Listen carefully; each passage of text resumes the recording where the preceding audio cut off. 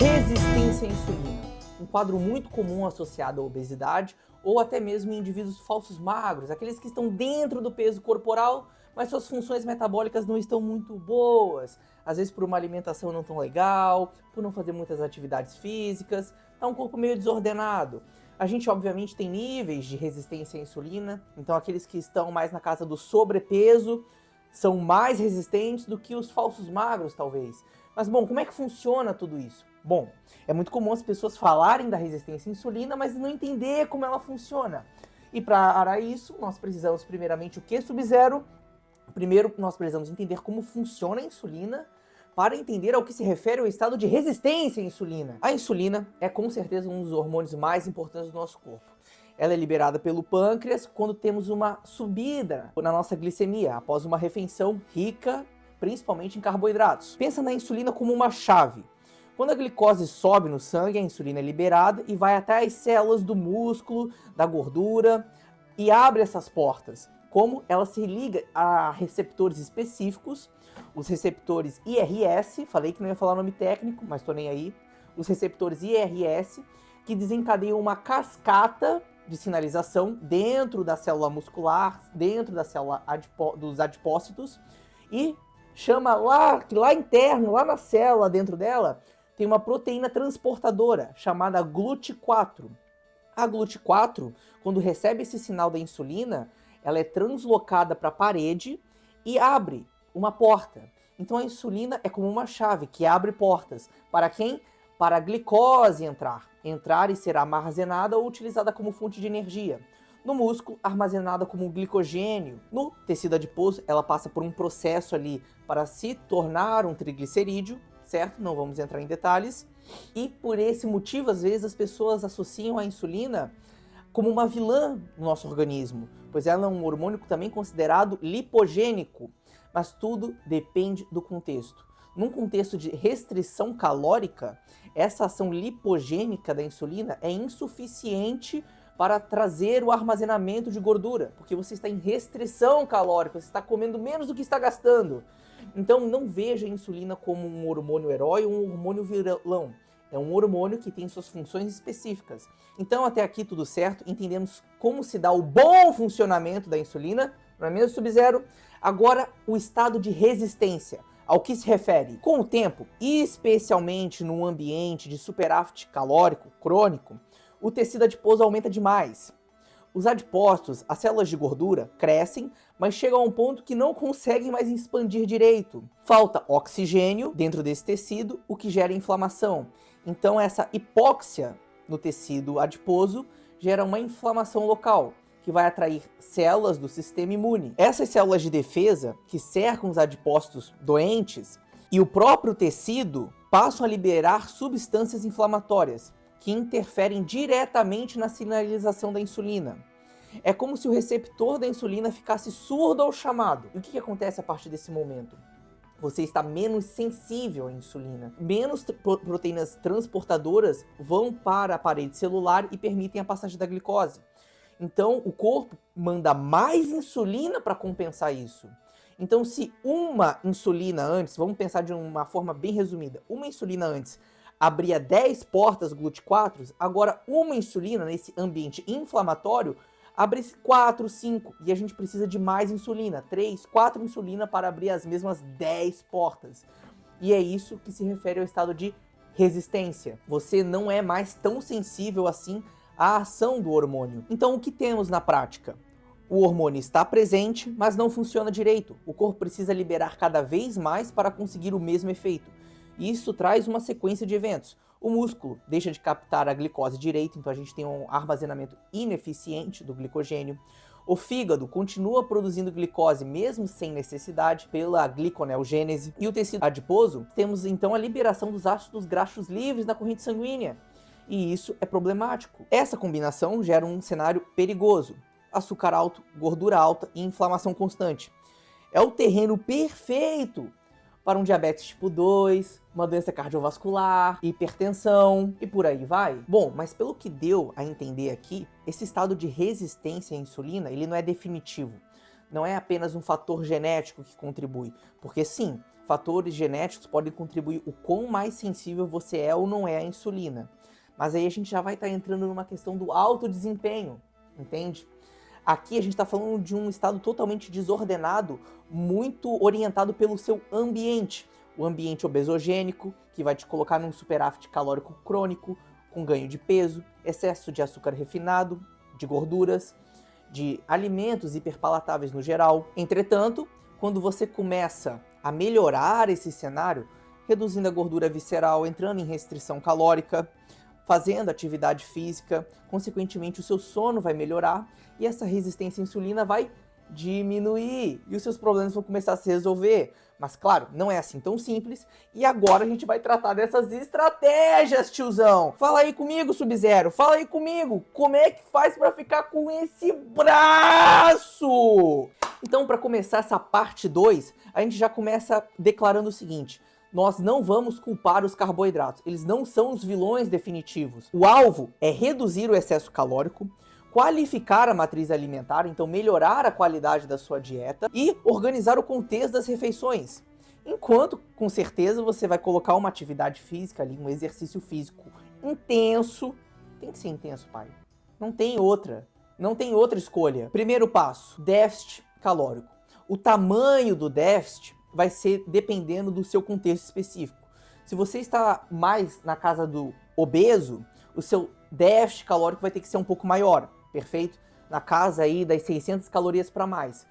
Talvez 1.000, dependendo, mais de 1.000. Não é um problema você consumir tão poucas calorias, pensando que você tem muita energia ainda a gastar. O nosso alvo vai ser tentar perder o máximo de peso possível dentro de um tempo sustentável, de forma sustentável. Eu gosto, quando se tem peso a perder, de trabalhar da seguinte forma: começar com 5% do peso, então, do peso inicial. Bateu a meta? Vamos buscar então esses 10% do peso inicial. Bateu a meta? Vamos buscar os 15% do peso inicial. Em quanto tempo? 3 meses? Pode demorar muito mais, cara. Vai depender do quê?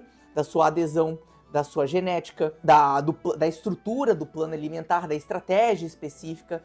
Então, esses 5% que você tem para perder podem ser em 1 mês, podem ser em 3, entendeu? Também isso depende muito do quão mais acima do peso você está. Se você está dentro do seu IMC, que você não precise de uma restrição calórica tão agressiva e que a sua composição corporal esteja mais associada a quem? Ao falso magro. O falso magro, como é que a gente lida com ele e a restrição calórica? Nós vamos fazer o seguinte: nós vamos focar muito no exercício físico, porque o que ele precisa é de uma recomposição corporal. É muito comum o falso magro também ser iniciante na academia. A introdução do falso magro para melhorar esse estado de resistência à insulina vai se dar restrição calórica, leve a moderada no máximo, orientação correta em relação aos exercícios físicos de musculação e cardio, que é importante. O cardio melhora a sensibilidade à insulina, e vamos focar em ganhar massa muscular e reduzir esse tecido adiposo. É muito comum no falso magro a gente não ver uma mudança absurda no peso, mas ver na mudança da composição corporal, principalmente quando o treino está bem orientado. E também não basta apenas você estar em restrição calórica, como a gente falou antes. A matriz alimentar tem muita importância na sua saciedade e com certeza na sua saúde. Algo que é deixado de lado muitas vezes são as fibras. Vamos optar então nesse cenário por alimentos mais fibrosos, carboidratos mais complexos. Então, se você bota 1 colher de feijão e 3 de arroz, você vai fazer um pouco diferente, vai colocar 2 de feijão e 1 de arroz. É um exemplo bem básico. Optar por alimentos mais fibrosos para te trazer um pouco mais de saciedade e melhorar o seu perfil glicêmico, porque as fibras têm esse papel. Quando você faz a ingestão de fibras, você atrasa a absorção delas no seu intestino, logo os picos de insulina e glicose vão ser menores, vão ser mais controlados. E nesse cenário é importante porque o seu corpo está resistente à insulina, ele não está se dando bem em lidar com aquele hormônio. Em um cenário de alta performance, onde o indivíduo está com baixo percentual de gordura, gasta caloria pra caramba durante o dia, refeições mais turbinadas em carboidratos vão ser bem absorvidas, porque o cara vai comer, o carboidrato vai entrar rápido, só que ele vai também armazenar muito rápido, porque o cara tá cheio de músculo, tem onde armazenar glicogênio, entendeu? Olha o braço do Sub-Zero, quando o Sub-Zero come um pratão de arroz, um pratão de macarrão, é tudo pro bíceps dele, entendeu? É tudo pro tríceps dele. Não sobra nada. As fibras aumentam a excreção dos sais biliares. Então o seu corpo vai gastar mais colesterol endógeno para produzir os sais biliares. O que isso significa? Você vai reduzir o seu LDL colesterol, certo? E isso é perfeito. A gente vai melhorar o seu perfil lipídico introduzindo mais fibras na sua dieta. Então, optar por leguminosas, frutas, hortaliças, aveias, grãos integrais é show de bola, é o alvo que a gente quer. A dica prática é consumir no mínimo de 25 a 35 gramas de fibra e, se você quer algo mais preciso, 14 gramas a cada 1000 calorias. Eu gosto muito desse cálculo e ele é muito assertivo, perfeito? Se você não está acostumado a consumir grandes quantidades de fibras como eu e o Sub-Zero, comece devagar. Não dê um super salto, que isso provavelmente vai constipar você. Você não vai conseguir ir no banheiro e a coisa vai ficar bem feia. Falando das fibras, agora a gente tem que falar das gorduras. Porque gordura não é tudo igual, irmão. Não é. As gorduras, hoje a gente tem noção que não importa só a quantidade de gordura da dieta, importa muito a qualidade. Estudos que verificam o mesmo consumo de gordura saturada comparada com o mesmo tanto, só que em PUFA, que é a gordura poliinsaturada, ômega 6, por exemplo, verificam melhoras no perfil metabólico com a gordura insaturada. Então, para o seu perfil metabólico lipídico, a gordura insaturada, ômega 9, ômega 6, ômega 3, são fontes preferíveis. O ômega 9 o nosso corpo produz, o ômega 6 é encontrado, é um ácido graxo essencial, então o nosso corpo não produz ele. Pode ser encontrado nas oleaginosas e nos óleos vegetais principalmente. O ômega 3 encontrado em sementes, mas na sua forma mais biodisponível nos peixes. E também é um ácido graxo essencial. Inclusive o ômega 6 é o que está mais associado à redução do nosso LDL colesterol. Então, esse aqui é um recado claro que você não deve evitar as oleaginosas. As oleaginosas, além de terem proteínas, elas têm gorduras boas e fibras, e um pouquinho de carboidrato. Então, cara, uma porçãozinha de 15 gramas, bem ajustada no seu plano, vai ajudar o seu perfil metabólico, vai te ajudar a tirar dessa situação de resistência à insulina que você se encontra. Claro, quando aliada às outras estratégias, como a restrição calórica que a gente comentou anteriormente. A proteína. Eu vou me entupir de proteína. Não, você não vai, meu filho. Você não vai, principalmente se você estiver na situação da obesidade ou do falso magro. A gente já começa pelo quê? O aproveitamento dessa proteína, a gente tem que entender se ele vai ser bom ou ruim. Olha, dietas hiperproteicas são muito associadas aos pacientes falsos magros, né? Mas, assim, com hiperproteico você quer dizer o quê? Acima de 1 grama quilo já é hiperproteica, meu filho. O seu corpo só precisa de 0,8 gramas por quilo para suprir as necessidades do seu corpo. Você precisa de pouca proteína para viver. Quando a gente fala de hipertrofia e tal, processo que vai otimizar o ganho de massa muscular, aí a gente sobe a proteína. Entretanto, você consumir quantidades menores que as referenciadas não significa que você não vai ganhar massa muscular. Talvez só que o processo seja mais lento. E num cenário onde você não tem um bom aproveitamento da glicose, não tem o seu corpo se encontra num estado de resistência à insulina, o aproveitamento da proteína não vai ser tão bom assim. Então a gente não vai colocar você num cenário de 2 gramas quilo de proteína. Paciente falso magro, nossa, até que conseguimos colocar ele nessa casa da 1.6, 2.2 assim, e ter um bom aproveitamento. Entretanto, se você está no cenário da obesidade, não é tão interessante. É interessante, qual estratégia eu adoto? Que eu gosto, começar com a proteína mais baixa e subir gradualmente, conforme a resposta do corpo melhorar. Tem-se uma discussão sobre a saciedade, certo? Muitas pessoas colocam a proteína como o alvo, o centro ali da estratégia, às vezes, pela questão da saciedade que elas promovem, mas essa saciedade eu não acredito que seja maior do que o volume alimentar. Então, optar por mais volume alimentar em fontes de carboidratos de menor densidade calórica, com mais fibras, por exemplo, talvez seja mais preferível.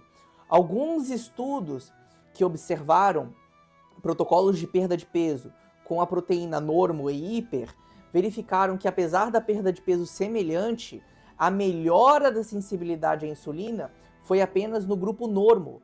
Então, a proteína alta pode estar associada também com a resistência. Mais um motivo interessante para a gente ter uma restrição de proteínas um pouco maior e não abusar delas logo de cara, seria por um hormônio chamado FGF21.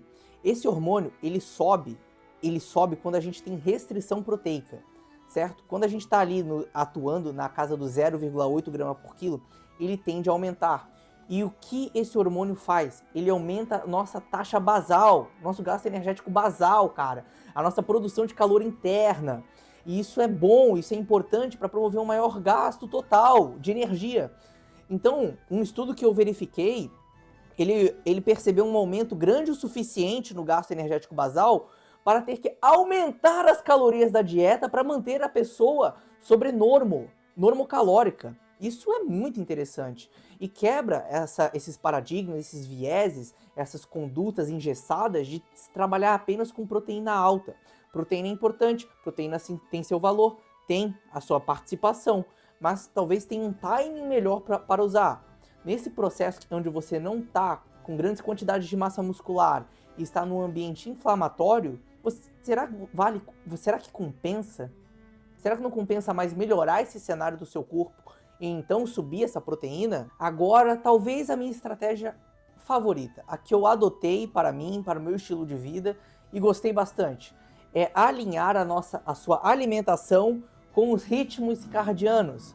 Então, optar por consumir a maior parte das suas calorias no começo até o meio do dia ali, metade da tarde, por aí, e deixar a noite para um lanche, algo menos denso, entende? E por que isso?